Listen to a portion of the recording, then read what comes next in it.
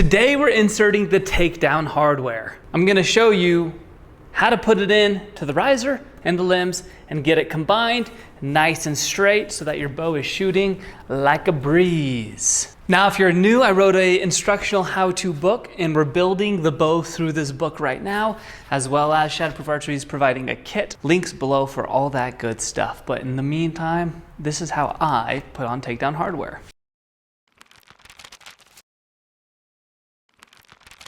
Okay, we are making such good progress here, and now it's actually time to put the hardware in.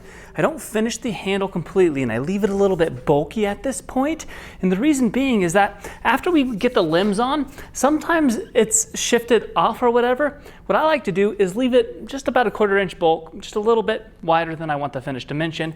Then when we get the limbs on, I can take that to the belt sander, to a hand sander, so that the limbs are completely true and flush with the riser.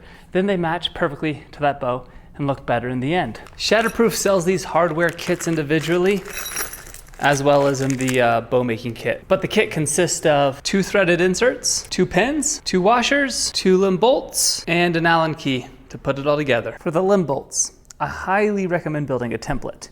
This is how you do it.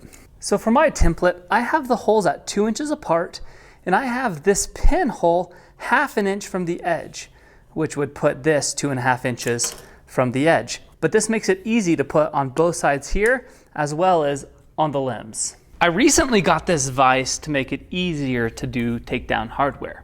But if you don't have a drill press, place the riser in a vise and then find level. Once it's level, you can clamp it in, and then when you drill, just drill as straight as you can. A threaded insert will go on the side closest to the riser, and then we'll put the pin in on this side. With this kit, it's a 7/16 for the threaded insert. So let's do that first. Instead of setting the depth stop every time, I just use the tape method on the drill.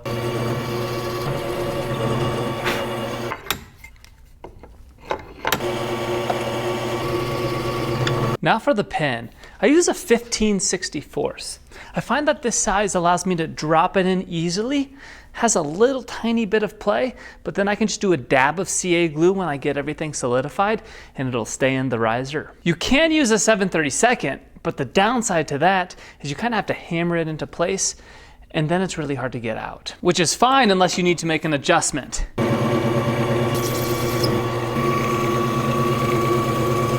Future Kramer now, but I mentioned you can hand drill it, and I said try to keep it, just try to go straight in basically. And you may think, is that not precise enough? Well, hilariously, in that same video, I was drilling these in, and I didn't even line these up level at all. I don't know what I was doing. I was probably thinking about filming, but I put them like this. So if you drop a level on your board, you can adjust your riser, and that's gonna be best for best results. If the drilling angles don't match, then the pin just may not go in smoothly. Now you can countersink this a little bit if you want this lip to sink into the riser. I'm gonna add felt, so the felt's gonna be the same height of the lip, so I'm not going to do that on this one. These generally come with a little Allen wrench like this to thread them in. What I have done is take an angle grinder to one of the Allen keys. I put it in the drill and then I'll just work it in and out. Nice and easy.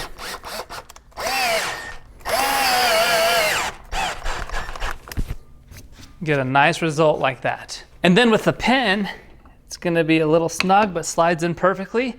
But this allows me to pull it out if I need to adjust where it is later.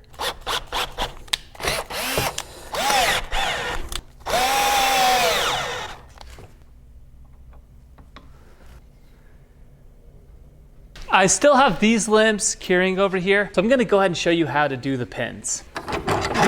It's very much the same process, but the one big difference is that the bolt where the threaded insert goes is gonna be a different size. So this is where it's important to get the center, because if this is cattywampus at all, you will have off-center limbs. So I like to start with the template and get it as lined up as possible with my eyes, but that's not it. I'll always double check with calipers just to make sure something's not way off. So it should be the same from either side of the limb. And make sure your mark's the same on both sides, and that'll make sure it's not off. The main reason I say to make some type of template is I find that it's easier to get right. Since you're doing this on the limbs and on the riser, you're marking in 4 locations. And if you're using measurements 4 times, the possibility that it's slightly off is greater. But if you have 2 holes, even if your holes are not the exact locations that I said, they're gonna be the same to each other so that the limbs will fit. Here's another template, and you can see I hot glued a second piece on right there. And so with this template, I can drop it in and it's a hard stop. Mark your holes. It'd take about 3 minutes to make a template and probably save you an hour of headache later. Here are the measurements. I will say the limb bolt, you can go up in a size. It doesn't need to be that tight. Having just a slight bit of wiggle room in the limb is okay, because the pin is gonna keep it in line left to right. But what I'll do a lot of times is use the 21/64 and then use a reamer to just expand the hole slightly and then put the bolt in. Or you can just go 1 size up and drill bit. Now the one on the inside going towards your limb is for the pin, and we do not want to go all the way through the limb.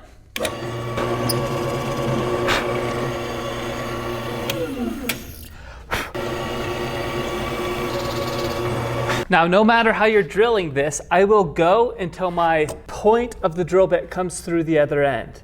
I'll stop and flip it around. That way we don't have tear out.